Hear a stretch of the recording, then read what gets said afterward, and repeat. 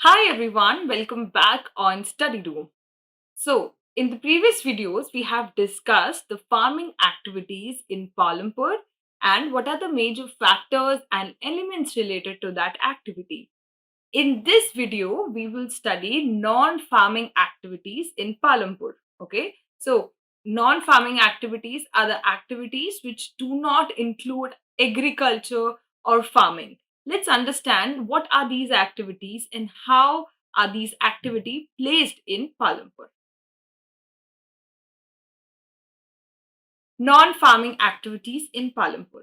So non-farming sector engage 25% of the total population of the village. Okay, so majorly only 25% of people are involved in such non-farming activities. Now, what are these activities? These are everything apart from agriculture, which includes dairy, shopkeeping, transport, a small scale manufacturing, any sort of business, trading, it comes under non farming activities. All right.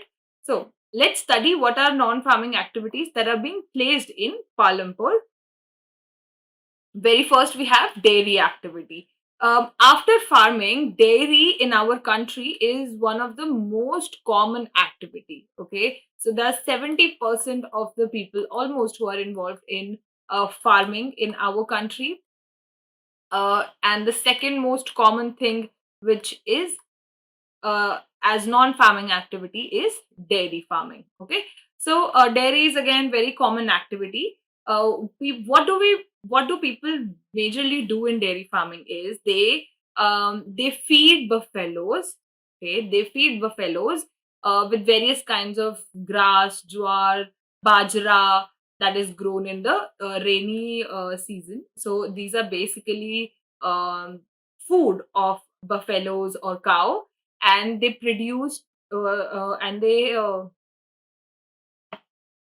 and the milk produced by the cows are being used for people. So you living in a maybe in an urban space, how do you think you are accessible to milk? How do you get milk?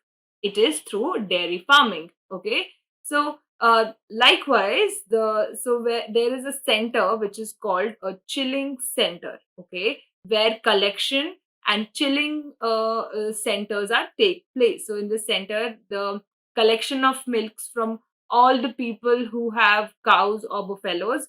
Okay, so they take milk and collect it in a center, in a very chilling center. They preserve the milk in cold temperature, which is run by traders, and then these traders further move to retailers and then to distribution. Okay, and that's how the milk that's how you get to drink milk. Okay, so this is a very big process that is being taken place in our country in a very very large scale. Okay, and companies like Mother Dairy or Fresh Farm are regular to such activities. Okay, so when we talk in the context of Palampur, our particular our particular village, Palampur, there are majorly two traders from Shapur to transport the milk to large cities. Okay, so you get the milk, which whatever the milk you get is being transported to a village,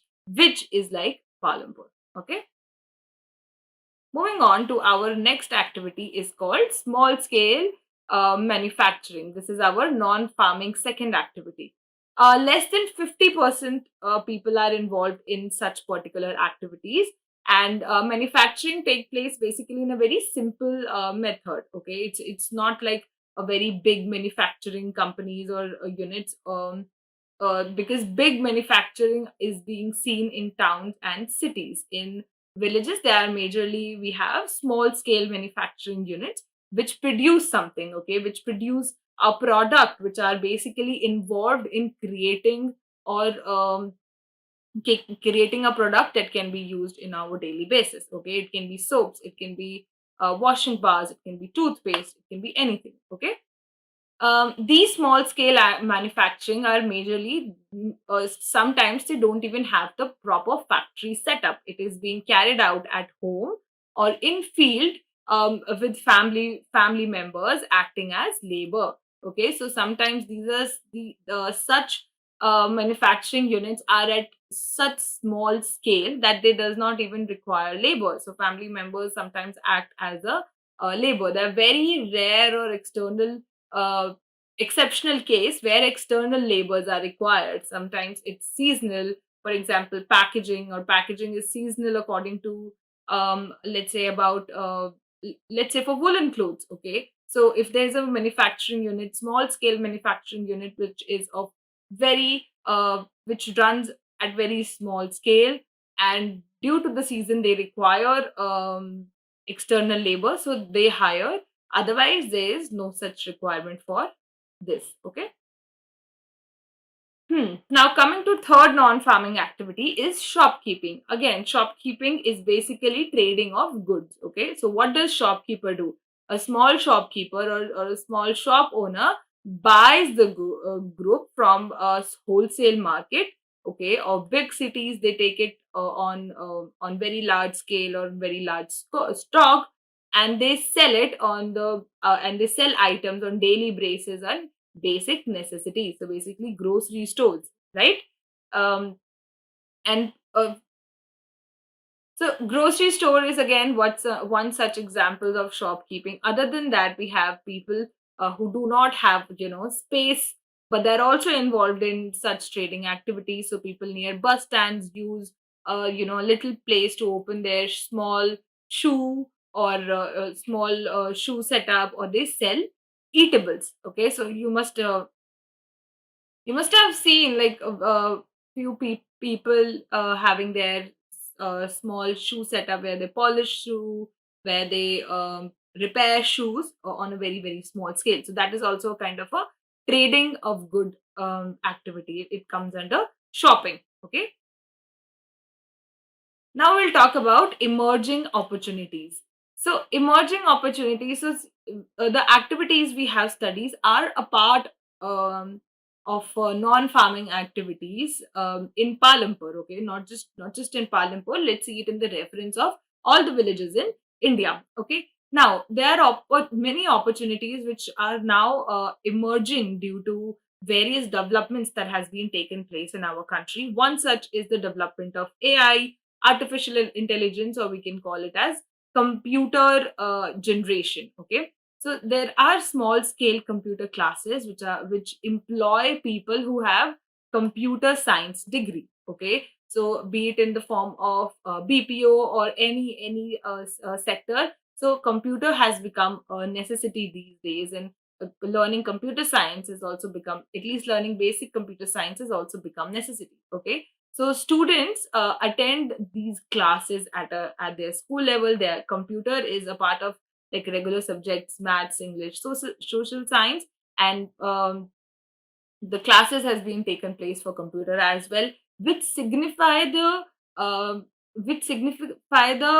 role of technology. Okay, we all are so much surrounded by technology that this value of this subject has been inculcated in us now through school levels. Okay, so similarly in villages as well, to promote emerging activities and to make them part of these emerging activities, villages have included these classes, which gives a hope for flourishing future, so that our nation can also be developed.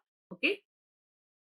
Next, we will talk about transport. Okay, transport is again one of the fast developing sectors, and transport is very very transport is a sector which cannot be neglected because it is an essential part of every body's life. Okay, so be it vehicles from rickshaw, tonga to truck and tractor that can be seen on the roads of Palampur. As we have seen, Palampur has well connected roads and it has all the vehicles. Okay, so the ferry people and goods take from one place to another and get paid in return for it. So there are proper professional drivers as well, truck drivers as well,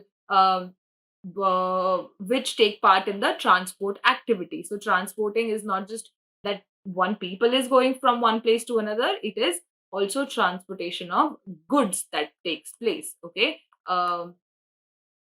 transportation of goods has also uh, made this sector, at a made this sector enlarge this sector, has made this sector very, very essential.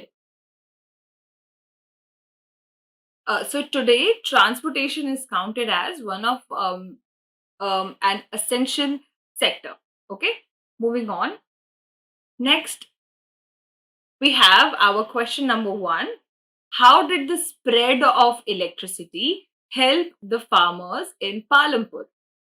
Um Palampur having good connectivity of electricity, how do you think this has helped the farmers? Let's brainstorm a little in this question. This is very, very important. It is not in the context of Palampur, but in the context of all the villages of India. Let's discuss this one. So the answer is, first we have electric run tube wells. Okay, now we have electric run tube wells, which has come out to be a very, very efficient method of irrigation. Okay, so at a very short span of time, we can irrigate large area due to electric irrigation. Okay, so this is followed by electric irrigation. So, second point comes under this is, it has transformed the way of irrigation. Okay, it has transformed the method or the way of irrigation. This is our second point here. Third thing, it has helped in reduction of pollution. Yes. So it has helped in reduction of pollution is very, very important point here. Why? I'll explain it to you. It's reduction of pollution. Okay. Now, farmers are not using cheap quality of seeds where they have to follow other methods of irrigation, which can be very, very, which can pollute the soil, which can make the soil unhealthy. So, due to electric run tube wells and proper transformation of irrigation system, now it has reduced the this has reduced the pollutions as well. Okay, so um, it's now that farmers are using a pollution free source of irrigation. Okay, let's move to our question number 2, which is, how do the medium and small farmers obtain capital for farming? How do they obtain capital for farming? How it is different from small farmers?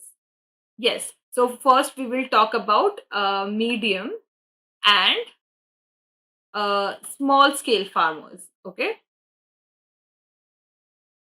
small farmers. Okay, how do the medium, small, and um medium and small farmers obtain capital for farming? Our question number 2 is, how did medium and large scale farmers, should be large, how do the medium and large farmers obtain capital for farming? How does it different from small farmers? Yes, how? Firstly, in this answer we will discuss about first medium and large scale farmers. Okay, and large farmers, how do they obtain their capital? First, they usually have their own savings. Okay, their earning is high, so usually they have their own savings. Second, if not, they go to institutionalize. They go to institutionalized places like bank for the loan, where rate of interest rate of interest is comparatively low. Okay, rate of interest is low. Okay, so these are the methods that are being followed by medium and large scale farmers. Now let's talk about small scale farmers or small farmers. Okay, think over it and please tell me what method small farmers use. So the only way they are left with is to borrow. Okay, they borrow capital from medium or large farmers. Okay, medium or large farmers. They also borrow from traders. Okay, so that they could purchase and give their input. Okay, so this is for medium and large farmers, and this is for small farmers. Okay. Our question number three is, what are the different ways to increase production in the same piece of land? Explain with example. Yes, think over it a little and please tell me what are the different ways, what ways have been studied. First is multiple cropping. Okay, multiple cropping. Multiple cropping is sowing different kind of seed in the same land. So for example, this is wheat, so this could be bajra, and this could be wheat again. Okay, so this is one method of multiple cropping, means sowing one or more than one type of seed in the field. Okay, second way is the modern farming techniques. Modern farming techniques. Now, this modern farming techniques include green revolution and HYV, high yielding variety seeds, which are very very useful in increasing the production of the land. Okay, I hope you get what I hope you get all the points that we have discussed in this video. We'll continue the revision of this chapter in the next video.